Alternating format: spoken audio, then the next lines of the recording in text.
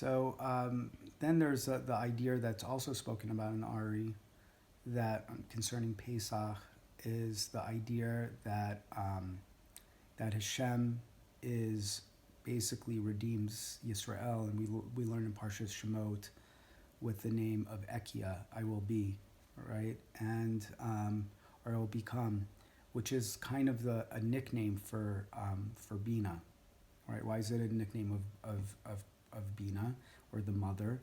It's because it's a secret of giving birth. It's I will become. It's the idea of processing, of becoming, of going from a hidden state into a revealed state, which is like the idea of birth.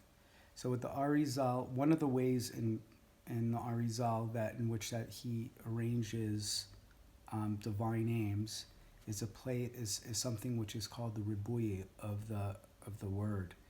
And that is like when you would write, like, let's say, for instance, Ekia, which would usually be spelled in a simple way, Aleph and then Hey and then Yud and then Hey.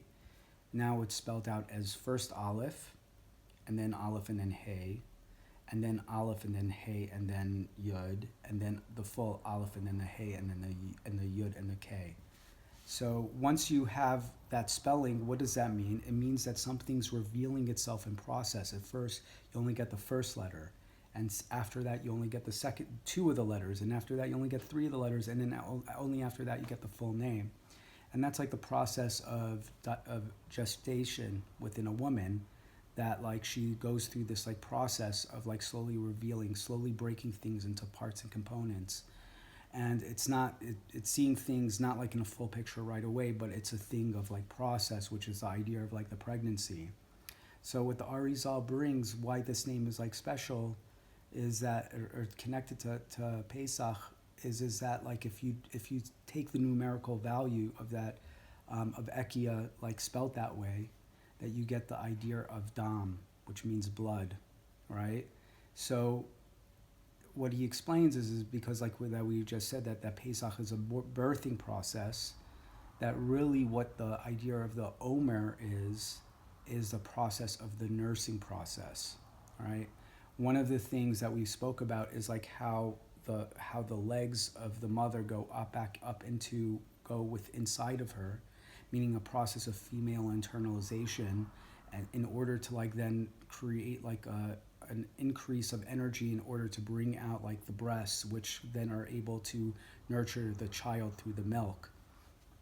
And what we were like explaining with that was that like that milk in itself then goes through a second stage of a second birthing of the child, where it then now not only gives birth to the body, but rather through the milking and through the nourishing process of the child through the milk, that it's able to now breed level to a second level of like consciousness of a child called Unika, right? Whereas the first level of stage, which is called Ibor, it's like the child within the mother. The second stage is known as like Ibor, right? Which is the idea, of Unika, which is the idea of where there's an individuation of the child. And just in the Pesach dynamic, that process is happening with Sefirat HaOmer. Whereas in Pesach, you're getting all the highlights all at once, and it's the idea of this unity that is in between the child and the mother.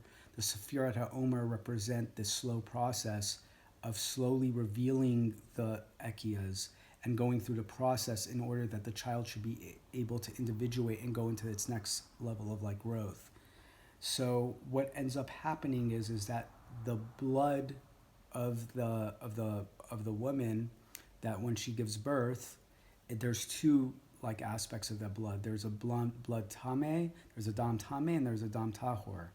And what the woman does is separate from the dam tame, the impure blood, and it leaves the woman, and the dam tahor, which is a pure blood, right, is the holy blood, comes back up and basically turns from blood into milk. And eventually that idea of it like turning into milk, it brings out like what is remaining from the woman, and then becomes a new consciousness for like the child. And that's why in Shavuot, that's like the idea of a third stage of growth, which is called godlut, an expanded consciousness in which that the child is now able to fully receive the mother. That's why we have the Shavuot offering being both wheat, which is adult food, and milk, which is like the child food.